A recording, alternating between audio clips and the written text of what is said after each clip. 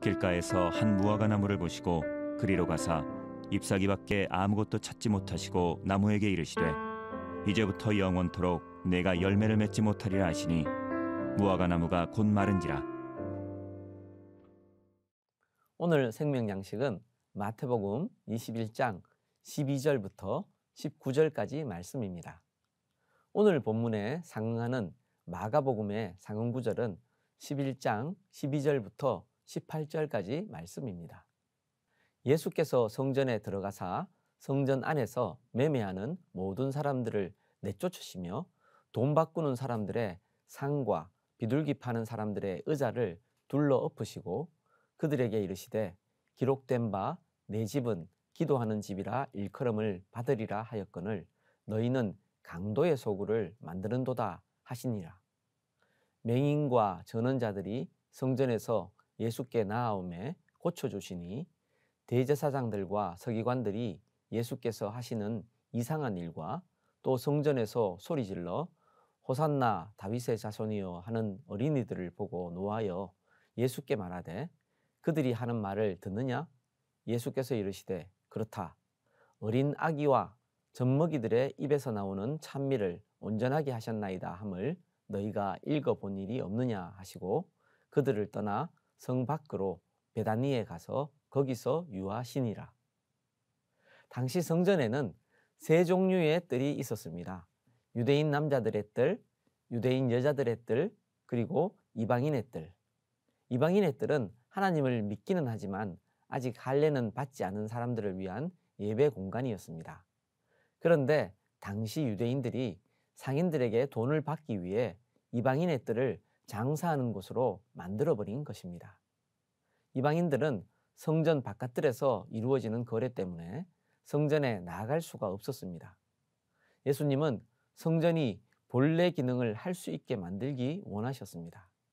그리고 예수님은 이는 내 집은 만민이 기도하는 집이라 일컬음이 될 것임이라 라는 이사야서 말씀을 인용하시면서 너희는 강도의 소굴을 만드는도다 라고 질타하셨습니다.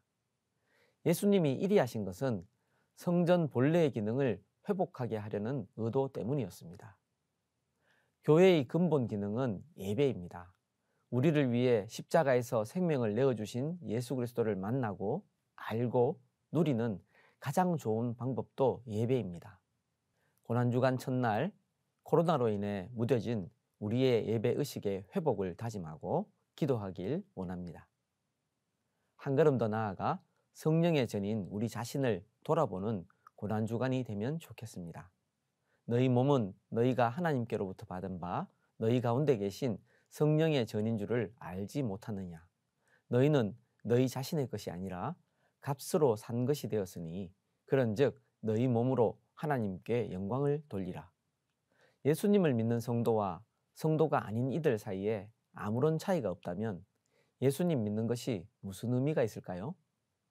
예전에는 지역에 교회가 있고 지역 주민들로 교회가 구성되었기에 성도들의 삶이 자연히 모두에게 노출되었습니다.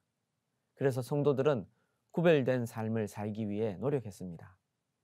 하지만 요즘에는 지역교회라는 특성이 약해지고 먼 곳에서 교회로 와 예배만 드리고 다시 집으로 돌아가는 식으로 바뀌었습니다. 더구나 아파트라는 가옥 구조가 이웃 사이의 단절을 가져왔습니다.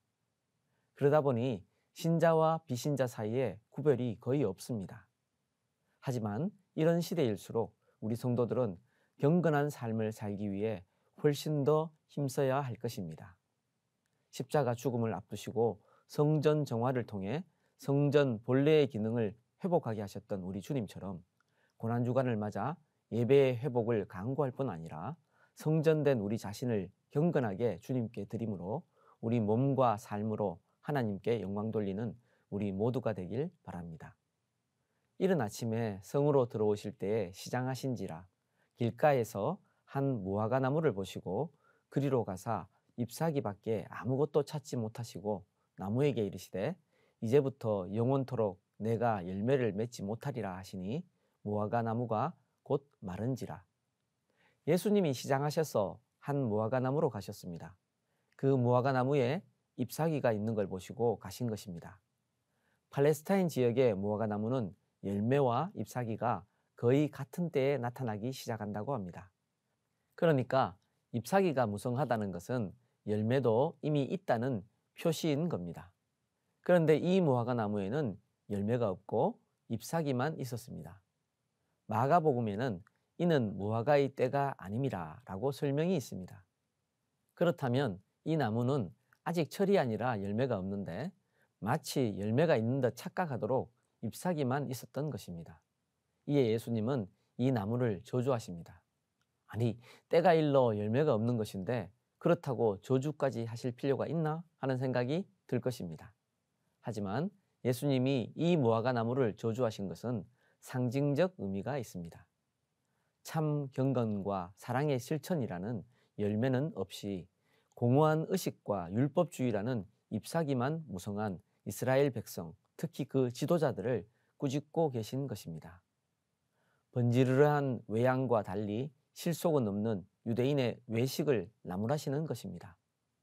앞서 성전을 정화하신 것이 당시 유대인들의 예배 생활을 나무라신 것이라면 이 무화과 나무에 대한 저주는 당시 유대인들의 표리부동한 신앙생활을 나무라신 것입니다.